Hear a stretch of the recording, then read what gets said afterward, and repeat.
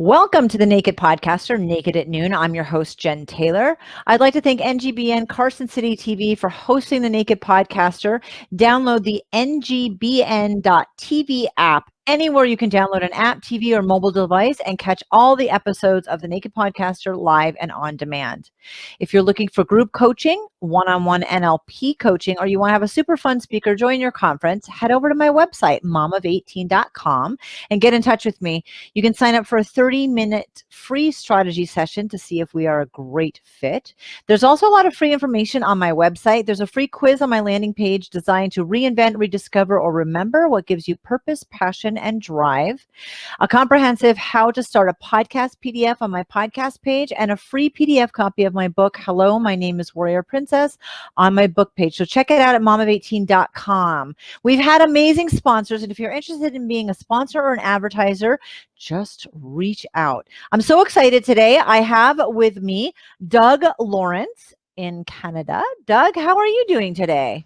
I'm doing well, thank you.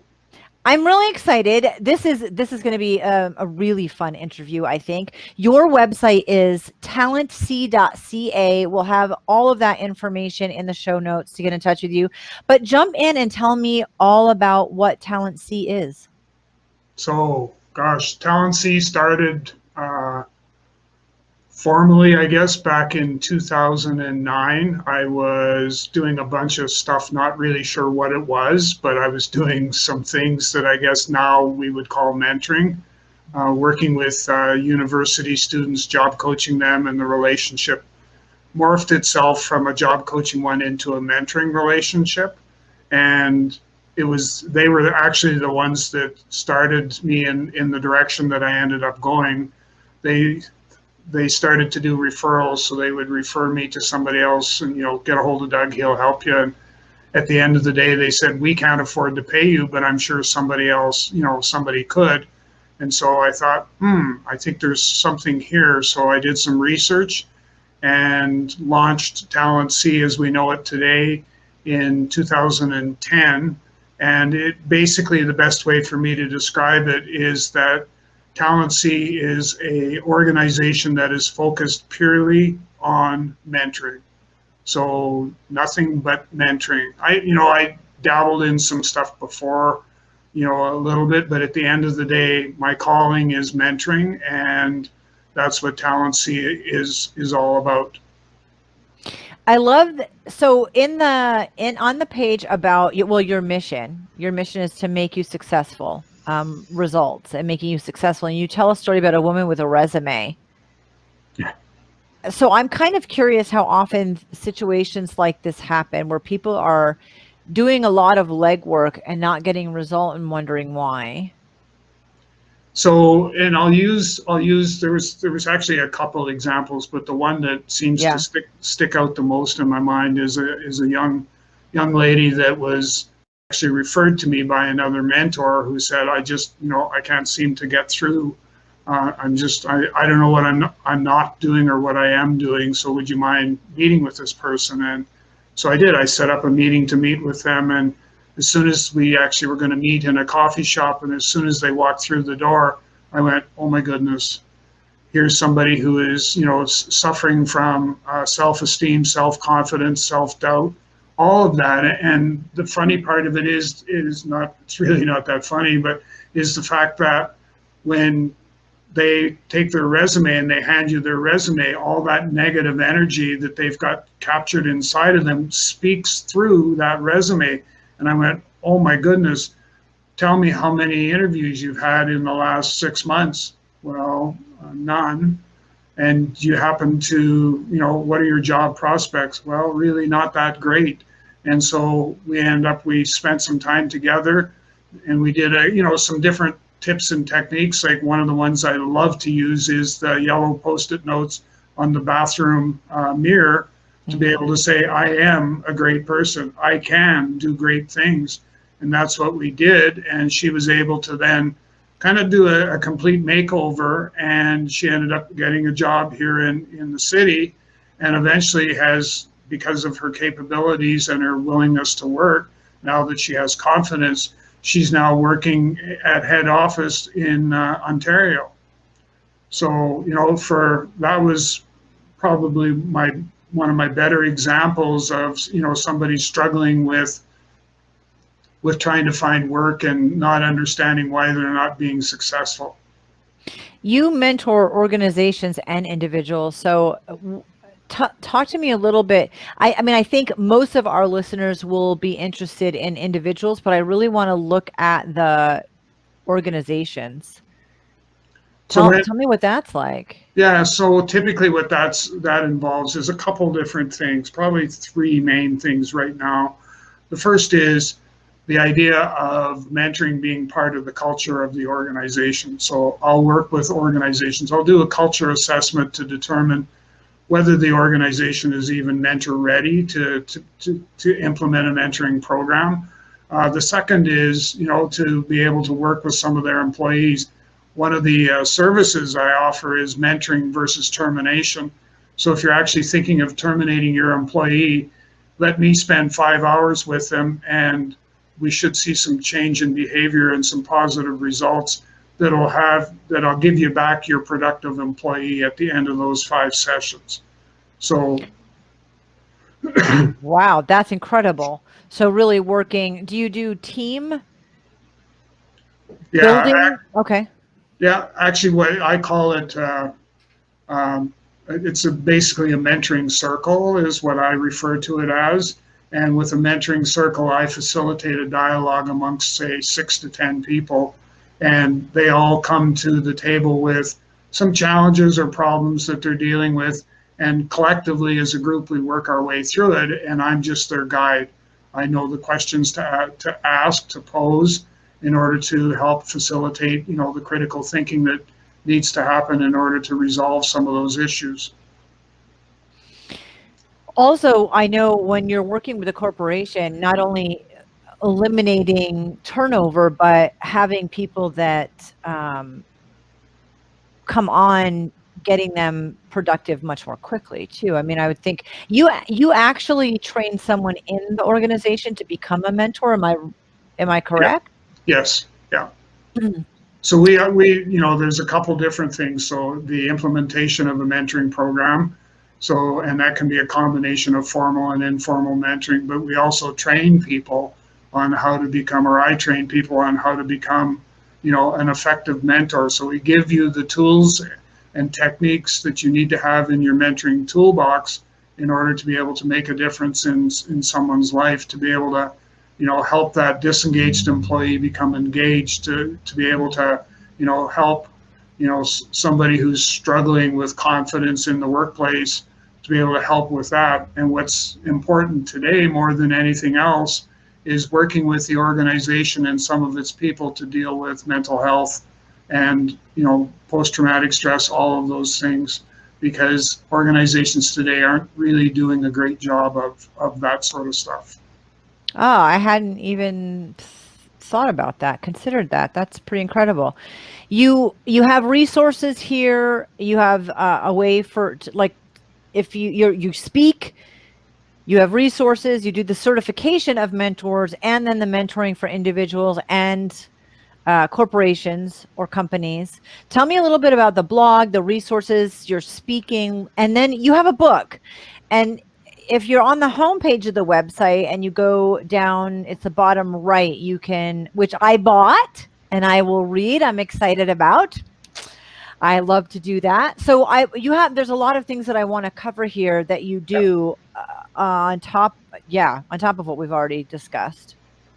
Yeah, so the certainly the certification piece, that story by itself has had a couple different legs. Where when I first started with the certification of mentors, it was based on knowledge, and so you wrote an exam, and if you passed it, that was how you demonstrated that you had the knowledge, and the certification was issued by an organization out of the United States, so that's who I partnered with. And we reached a time period where the mentoring community was telling me or sending me a message that, the knowledge base is one thing, but we want to be certified as competent mentors.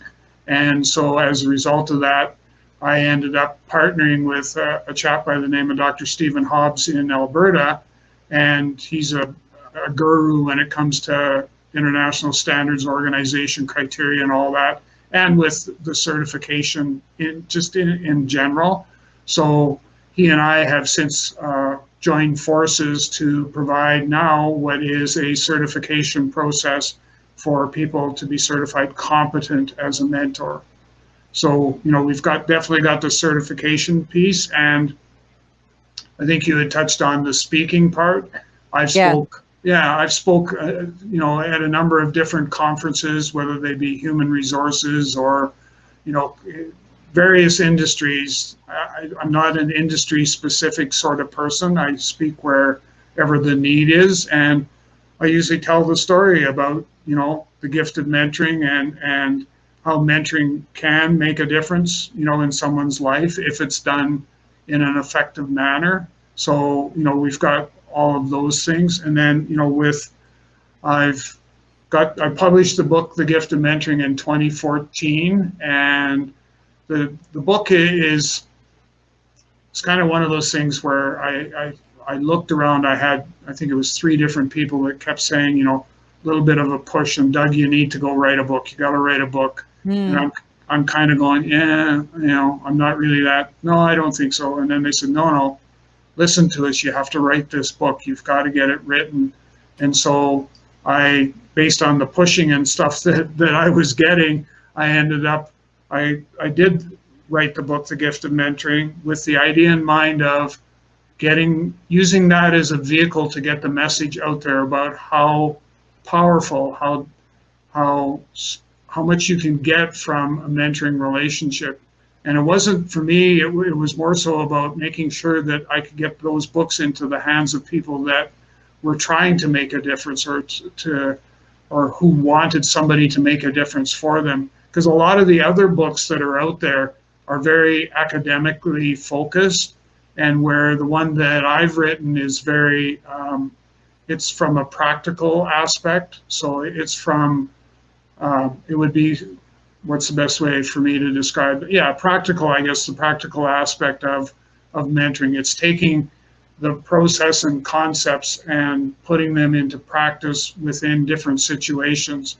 So there's 5 or 6 case studies in there that actually will demonstrate how mentoring has been used to make a difference in someone's life. Wow, I love that. So you speak wherever you want to. And the book, that's incredible. The book gets, I have it up on Amazon, super easy to find and to get. And I love that you got to share your experiences in that book so that you could help people who were reading it, as opposed to hiring you or in addition to. Typically, in addition to, like, Okay. I remember I spoke at a conference in, where was I? Victoria, Vancouver, Victoria. And I took 12 copies of the book with me. And after I spoke, at the end of when I was done, I said, my apologies for only having brought 12 copies of the book, but here's what I'm going to do is, as soon as I'm done here, I'll meet whoever wants a copy in the lobby at the top of the stairs. Well, that was not the smartest thing to have said, but I got inundated. I was mobbed at the top of the steps by all these people saying, I was here first. Can I have a copy? No, I was here first. Can I have a copy?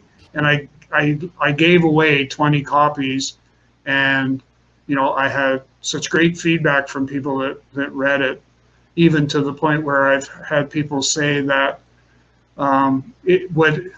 reading the book, it's like you're sitting beside me reading the story to me, because I can actually hear your voice tell the story of the book itself, of the gift of mentoring. And for me, that's thanks enough. That's incredible. Your blog too. You have so much on there. I'm like the article on coaching, mentoring, and reverse mentoring, the difference between those 3. Will a bully make a good corporate leader? I was like, oh, that's intriguing. So you have really great blog articles there for people as well. Yeah, and what I've got I'm going to put those to good use at some stage here. I actually am contemplating taking the blog articles and turning them into another book, so Yeah. into a third book. But and we pulled for the gift of mentoring. We actually pulled some of those blog articles into the book itself as well. So the blog is I love to be able to write and tell a story, and so the blog is my vehicle to be able to do that, where I get to share my lived experience with whoever wants to read it.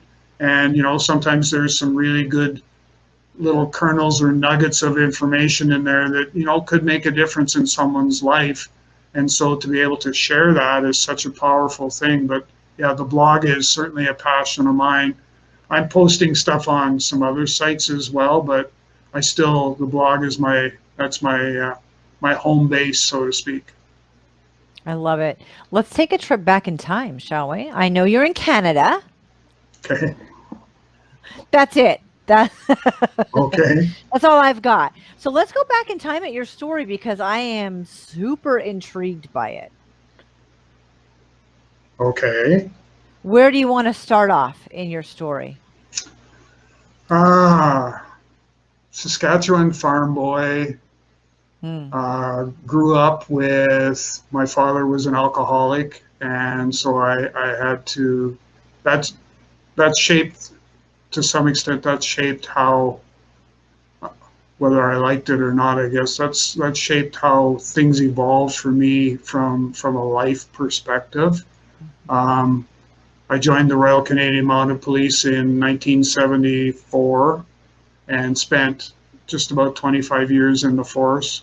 I'm a PTS survivor, or at least I think I'm surviving. Well, I mean, I think so too. I think you are Okay, good. surviving. Yeah. Yeah. So once again, I became the object of alcohol and became a real, if you pardon the expression, jerk, or asshole is probably more appropriate, with my family. And I still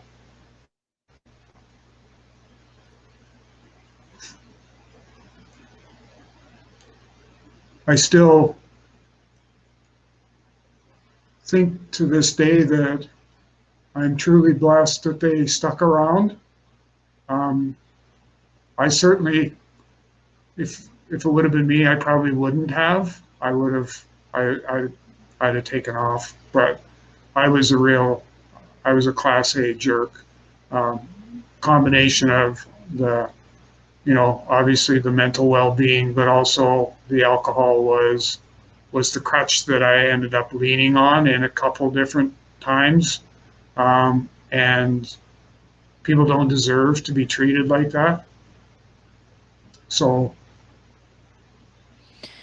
Can you tell me, as far as having your dad be an alcoholic, the way that was in the house, and then compared to you struggling with the same addiction? So you were on both sides of that. yeah, yeah. And the the good thing that came out of all of that was my mom and I became very close with each other. I had a relationship with my mother that was second to none. But with dad, you could never do you could never do good. You could never do enough of the right things. And I was called upon to do, because growing up on the farm, I was called upon to do stuff that uh, kids my age should not have to be doing at that stage. And it certainly made me begin to wonder. And I was the object or subject of um, conditional love. So Okay.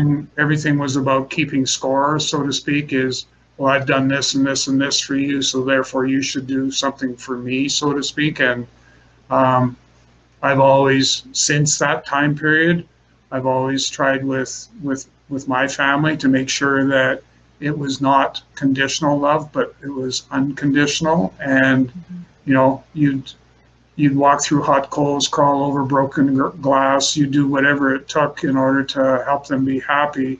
And I didn't get to experience that. I did to some extent because of mom, but certainly not because of my father. And you know, it, I'm surprised. I'm actually surprised and somewhat shocked that I turned to alcohol when I was subjected to it so young. And I think we sometimes, you know, when it comes to mental health and all of those things, I think we sometimes take the easy route out just because we can't be bothered to put a little effort or work into trying to make what's not a good situation, try to make it a better situation. Did you and your mom get close when you were a kid going through that situation with her? Yes, yeah, we did. Yeah.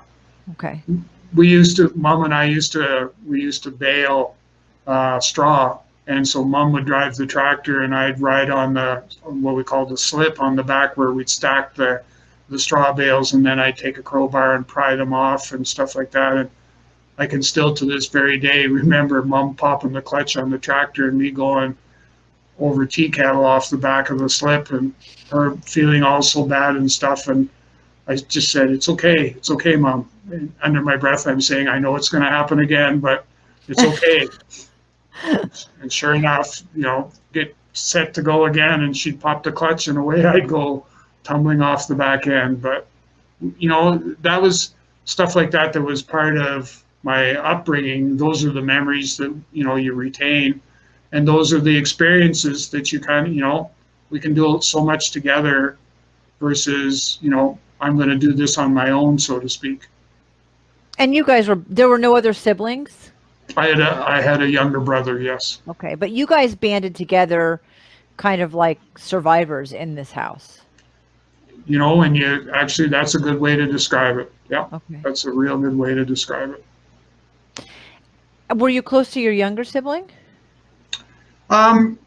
Because of the age difference, you know, I was about, I think, 3 years older. I was more involved in the farm operation and stuff. But he was, so, you know, we were close, but, you know, not as close. I look at my son and daughter and the close relationship that they have. I didn't have that. Mm-hmm. In fact, one of the things I've said for a couple of years now, probably longer, is that one of the things that I was missing or lacking as I was growing up were some really good relationships. And what I've found is that mentoring has now provided me that vehicle to be able to have those relationships that I normally, you know, that was missing from my life. So, you know, when I look at people ask you, you know, well, what's been in this for you with mentoring and that, and I can honestly say relationships. I've got some great relationships, some great people that, you know, I can call up and say, well, not right now with COVID and that, but I can call up and say, how about we go and grab a coffee at a coffee shop, and they're there. And, you know, didn't have that before. You mentioned that your relationship with your father was challenging. So taking it further down the road in time a little bit, how did that play out before we get into your use of alcohol? How did the relationship with your dad play out? I eventually, so like I mentioned earlier, we were on the farm, and so I graduated from high school and I stayed on the farm to help them. And I told them up front that I was going to help them take the crop off that year, and then I was packing my bags and moving on, which I did, and ended up went to Saskatoon, Saskatchewan, and got a job working there. And then from there, ended up applying and got accepted into the Royal Canadian Mounted Police. And, you know, there was still, when I think back now, I can remember Dad always wanted to try to get to every place that I was stationed as a police officer. And he always made a point, though, of saying, when things got a little tumultuous, he'd always make a point of saying, well, I hope you appreciate, the fact that we've made these journeys to where you've been stationed, and, that we didn't have to do that. And I'm going, what's going in through my mind is, oh, here we go. It's the old conditional love kick again. And that's the way it was. And, both him and mom, they did make trips to, a lot of the places that we were stationed at, but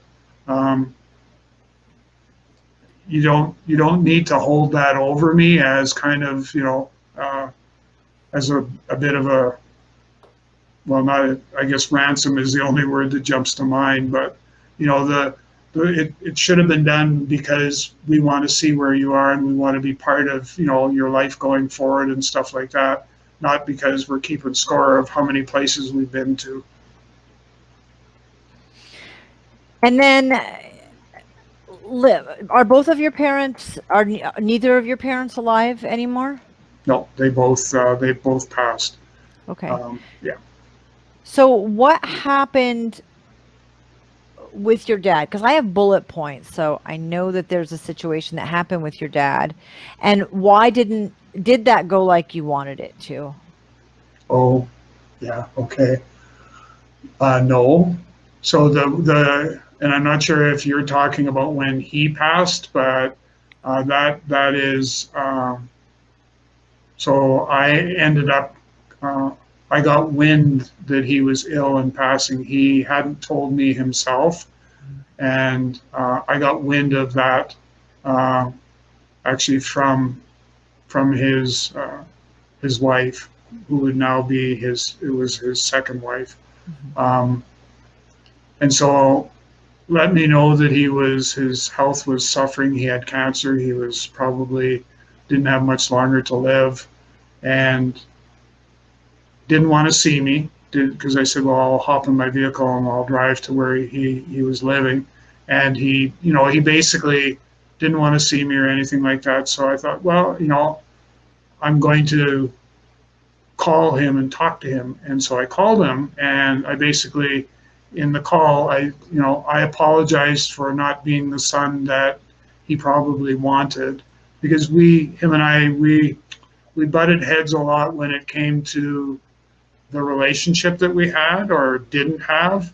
And part of it was, it was more so around the fact that to bridge the relationship or to get it back to where it was going to be somewhat okay was going to require effort on the part of both of us.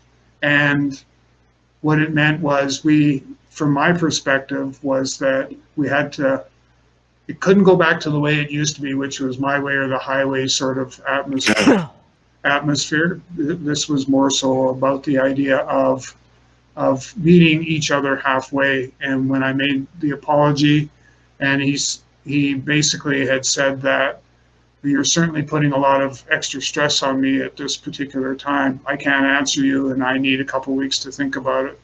And so I went, okay, I'll call you back in a couple weeks. And the next call I got was from my brother telling me that he had passed.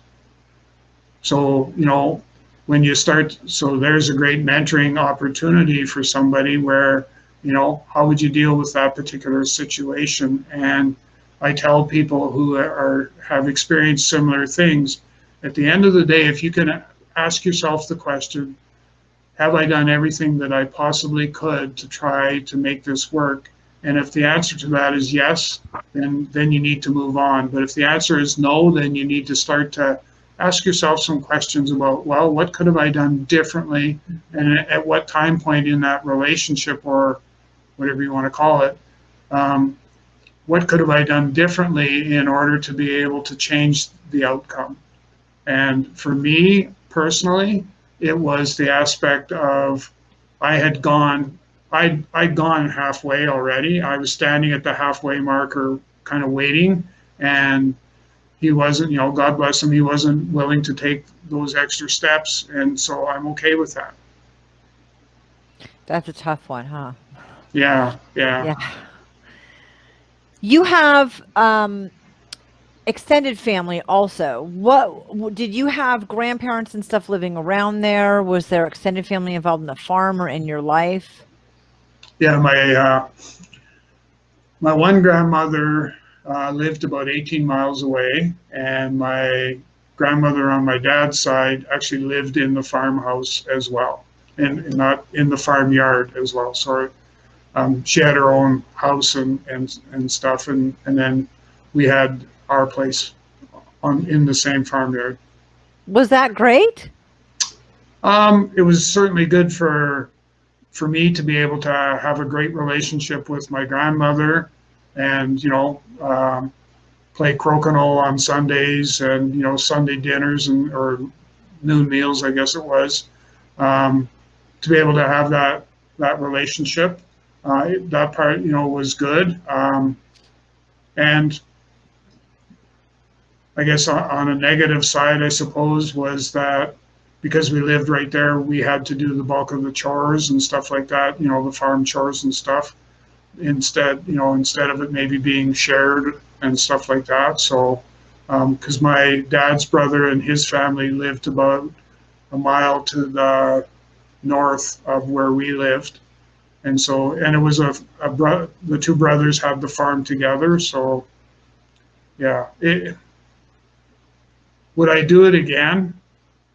I think I think the farming experience helped give me some different philosophies on life in general, but the idea of two brothers partnering on a farm in a farm, no, I probably wouldn't do that one.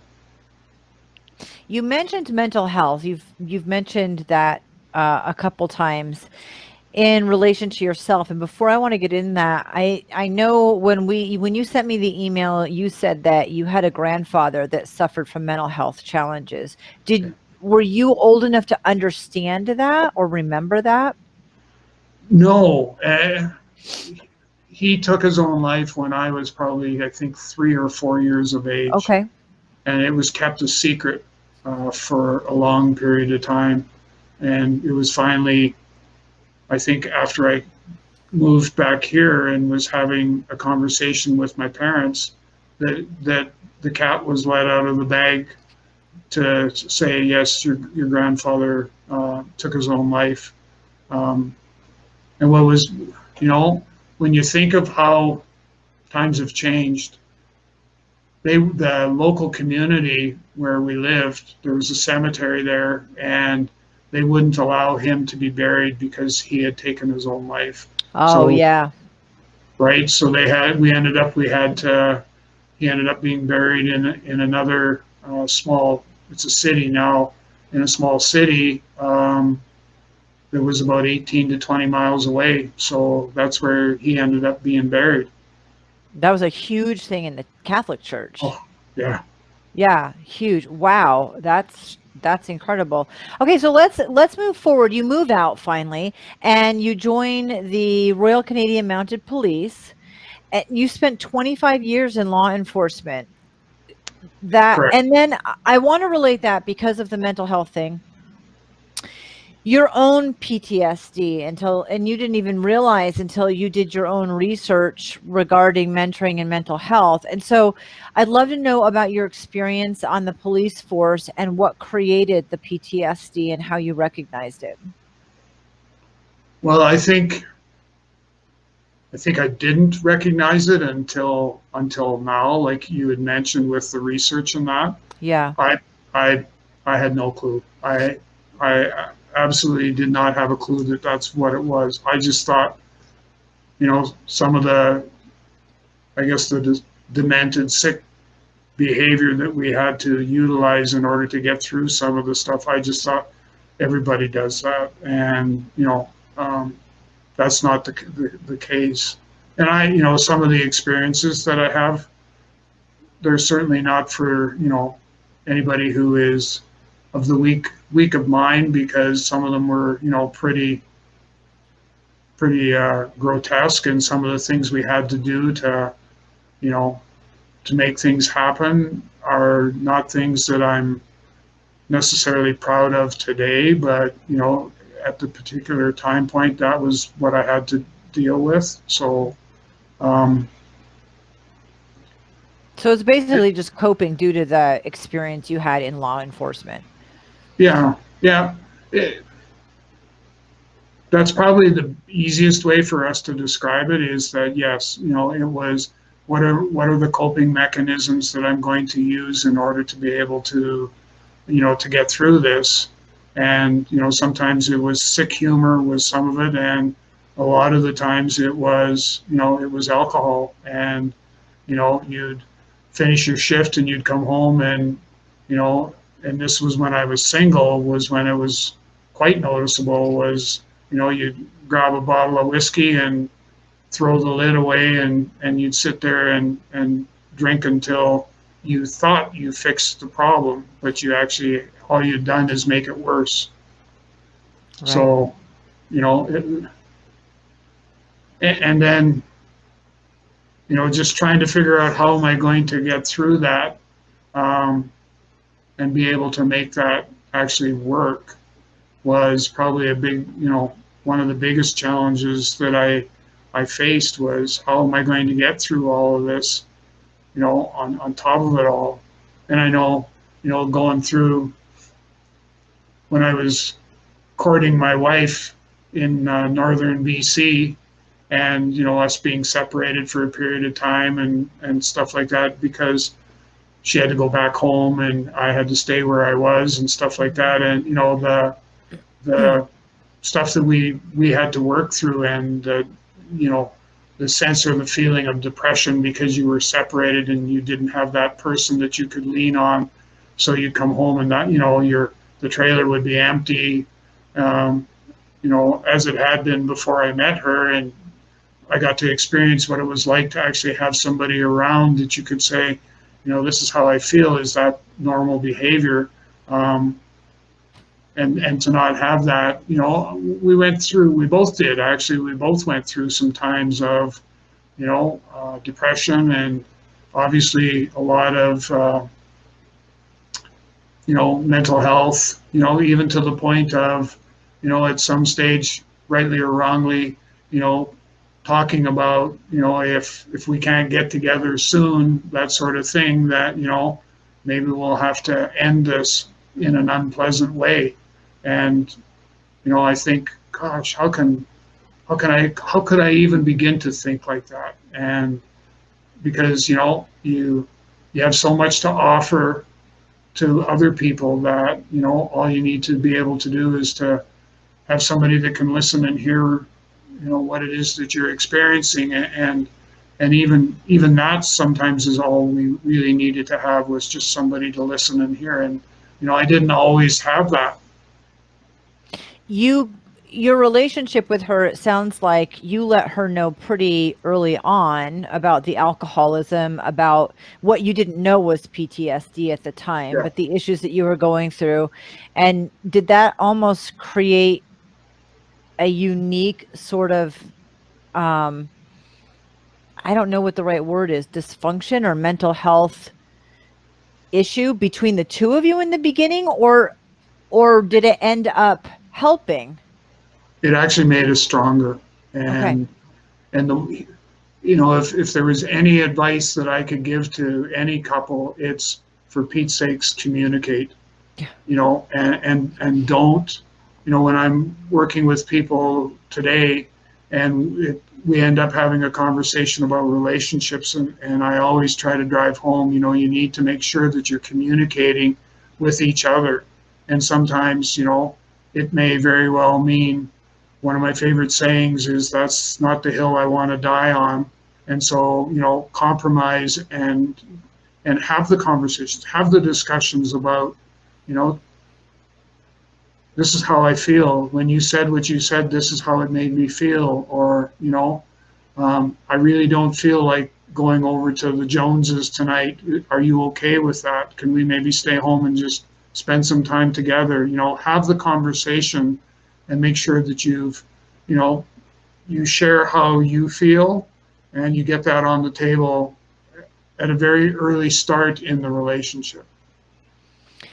You guys got married and ended up having kids. So take me down the road of the alcoholism. She knew about it in the beginning, the alcohol use, but how did that play itself out? And at what point, if any, did you consider your father and being in the reverse role? Well, I think I considered him almost every time I had more than what I should, you know, of alcohol, and it would be, oh gosh, shades of my father, and I would try to, you know, correct my behavior. My wife was very, very understanding, and so were the kids. You know, we have to try to, you know, be there to help Dad work his way through this, because we know that inside that person there is a better person just waiting, just crying to get out. And so we, you know, we need to be resilient enough to be able to help him do that. And they did, you know, they did just that. That's amazing. So your wife was really supportive of the situation. Yeah.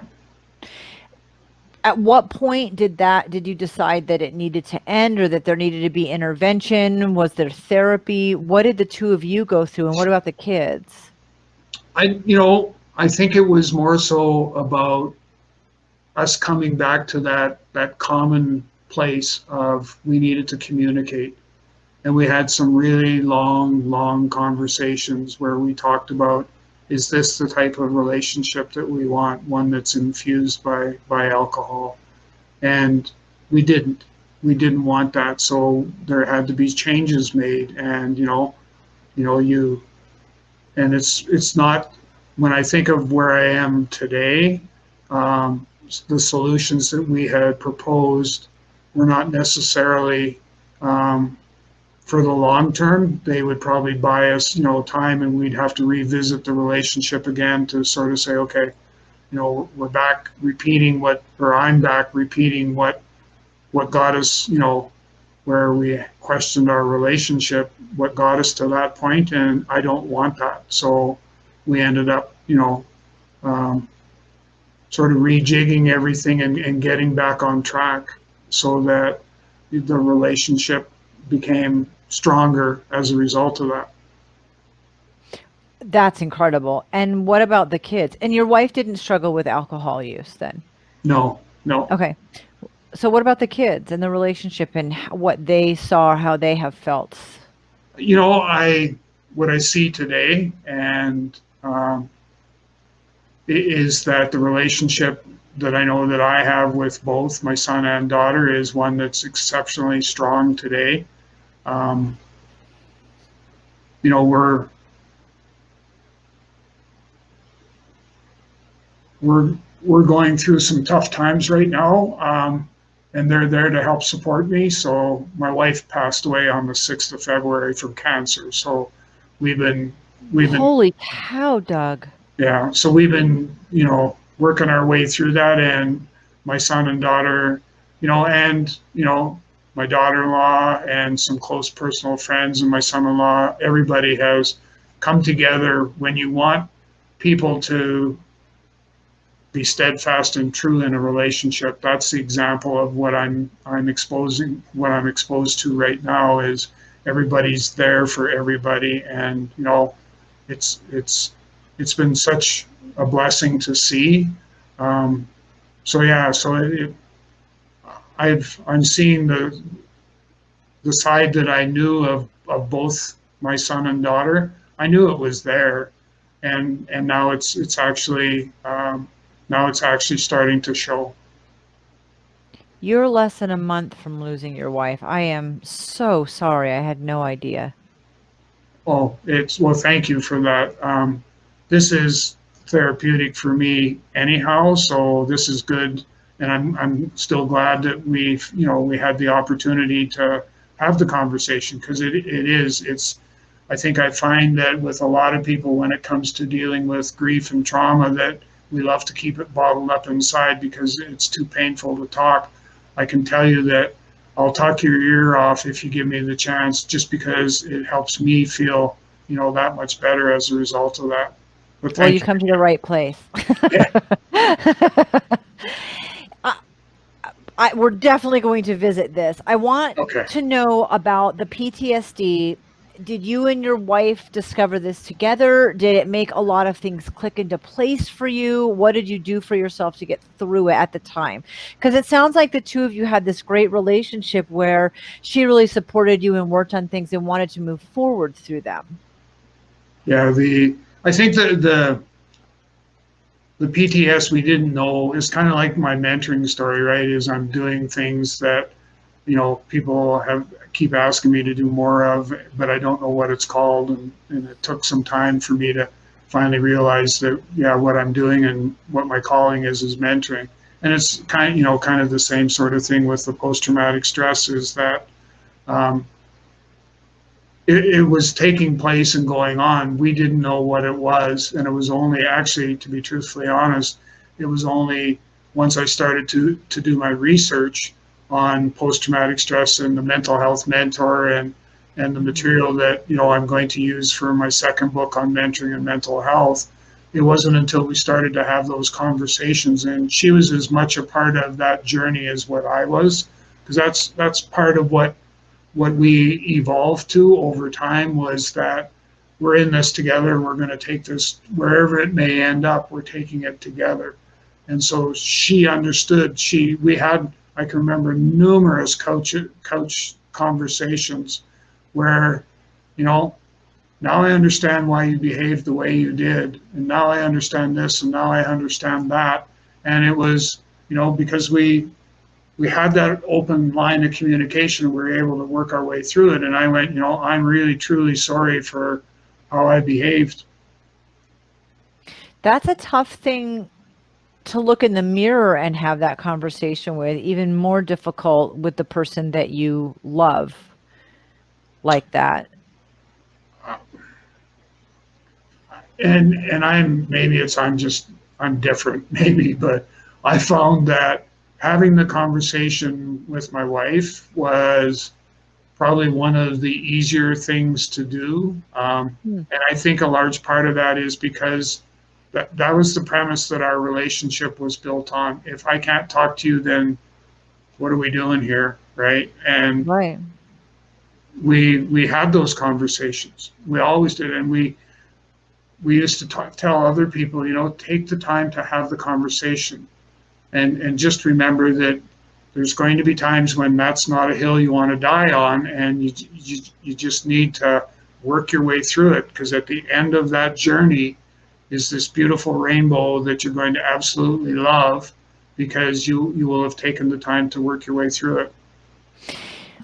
I guess I think having conversations shouldn't be difficult, because I agree. It's like that with my husband too. But asking forgiveness is a different kind of conversation. It, I think part of that is, if I believe, so asking for forgiveness, if I believe in myself as an individual, and that I've reached that decision that I need to ask for forgiveness, then, what is there that's standing in my way of actually doing that? And there should be nothing. If I've taken the time to build a relationship that I expect that I should have with my significant other, that there should never be a time that I'm questioning whether I I can ask for forgiveness. I just need to be able to ask.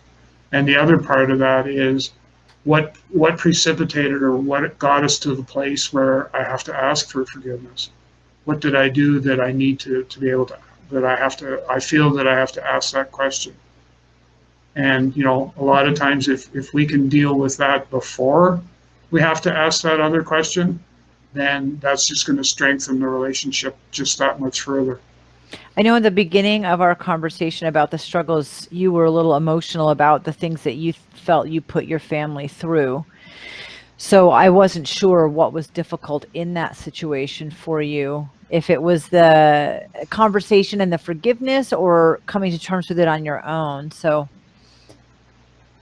So are you talking about the one with my father, or are you? No, with your Okay. family and what you put them through, Yeah, knowing what your father did. yeah. It and the emotional part yeah, comes from the aspect, I think, of realizing that had of had have we done some things differently, that the outcome in those particular situations would very likely have been something different. And Yeah. I look at it from I I am truly blessed that I had a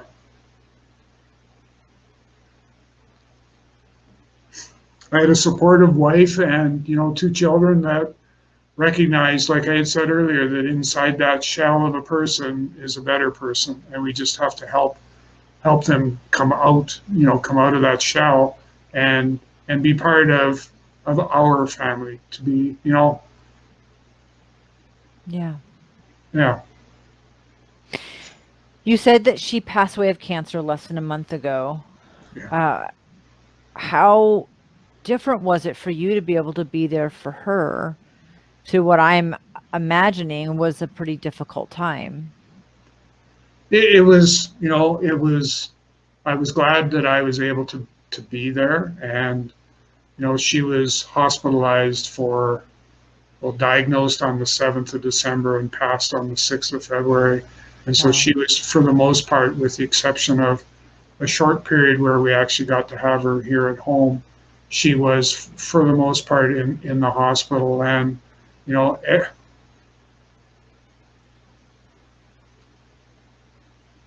everybody everybody stepped to the plate, and that sounds a little harsh, but everybody came together. So we had, our best friends, Deb's, her girlfriend, who, everybody rallied around. And when we were allowed to, thanks to COVID, when we finally were given the opportunity to spend time with her in the hospital, everybody, took a turn. And, it was, and everybody was respectful of each other, wanting to have that time with her.